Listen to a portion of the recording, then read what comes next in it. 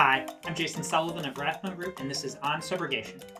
Have you had an insured present a claim for damage to their vehicle while it was being transported? I'm a licensed attorney in Hawaii, and I see this frequently with individuals who have a car on the mainland or in another country, and when they move to Hawaii, they need to transport their car there where they'll be living. Sure enough, when the vehicle arrives, eventually they find some damage, and they want to have that repaired and taken care of. They turn to you, their insurance company, and then you have a subrogation claim for those damages. So what are some of the things you should consider when you see one of these vehicle transport claims? First, what parties might possibly be liable for those damages? Now, in this transaction, you may have a brokerage, someone that your insured reached out to and contracted to coordinate the shipping of the vehicle. The brokerage usually isn't the one moving the vehicle, they're just coordinating everything. Then there's the transportation companies. It may be one, it may be two, it may be more. If you have an insured in New York who's moving to Hawaii, they may have one company transport by land from New York to California, another transport by sea from California to Hawaii, and there still may be a third one that transports it from the dock in Hawaii to the actual delivery place where your insured lives. Now you have three parties that may be responsible that actually move the vehicle, plus the brokerage. So you want to always find out from your insured as much as you can about who they dealt with, who they contracted with, and who actually moved the vehicle to determine what liable parties you have. Second, you want to know what cause of action you may have for that claim. Shipping cases usually are contract claims. Your insured contracted with a company to move that vehicle. That contract is the bill of lading that follows that vehicle from when it's picked up to when it's delivered. There are terms in that bill of lading, the contract terms, that your insured needs to understand before they enter into that agreement. You may also have a negligence claim or bailment. It depends on what state you're in, but many places recognize the loss that when you deliver property to a person, they have a duty to return that property to you in the same condition. If they fail to do so, they're liable for the damages or loss in value of that property. So you may have either a breach of contract and or a negligence claim or bailment. You want to make sure you understand whatever state you're in, what causes of action actually exist so that you can assert any claim or theory that you have. The third issue is damages. And I see all sorts of damage claims. Sometimes there's a rollover and the transport truck is a total loss along with every single vehicle it was carrying, or there's a fire that destroys every single vehicle. Other times, it's minor nicks and scratches to the insured vehicle.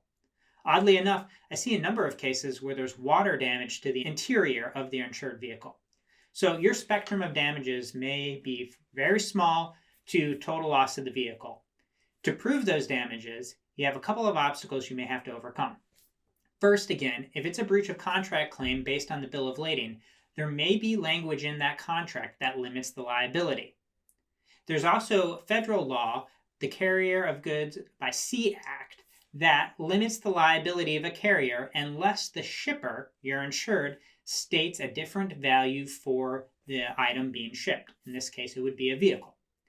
You want to make sure you understand exactly what terms were agreed to, and then if there are terms that are unfavorable to your claim, determine if there's any way around that, such as the contract was unfair or your insured actually never saw the bill of lading.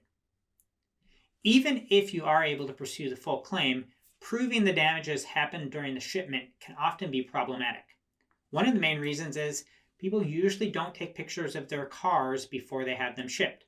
They really should, because that gives a clear indication of the exact circumstance and condition of the vehicle before it was shipped. When it arrives at a later location, if an antenna is broken, or the rims are dented or scratched, or there's scratches or dents in the body of the vehicle, having evidence that those did not exist at the time is a lot easier when there are pictures of proof. Frequently on the bill of lading, there'll be portions of it where you can mark and write where there is damage.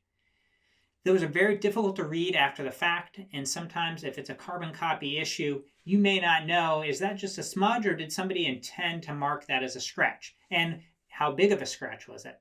Just that paper copy on the bill of lading is not usually good enough to really show what the damage was and then the extensive damage that exists when it's delivered. Finally, there's the issue of venue. where do you pursue your claim if you need to file a lawsuit? Now, under the Restatement of Torts, the conflict of laws, generally, when there's a contract claim, it's where the parties signed the contract or where the majority of the contract was performed that gives you your place where you should venue your lawsuit. Now, this is a shipping case. The vehicle traveled over possibly many states, even maybe across the ocean. So where exactly did those damages happen?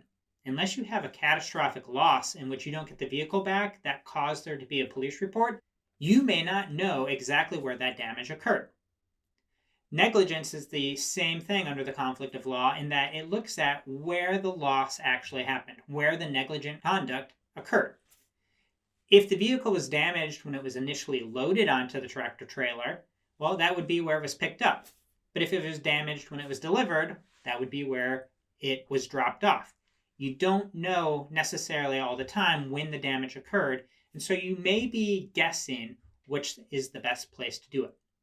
If you have the option, generally you're going to want to try and file where that vehicle was delivered because more than likely your insured is still there and it's the most convenient form for them.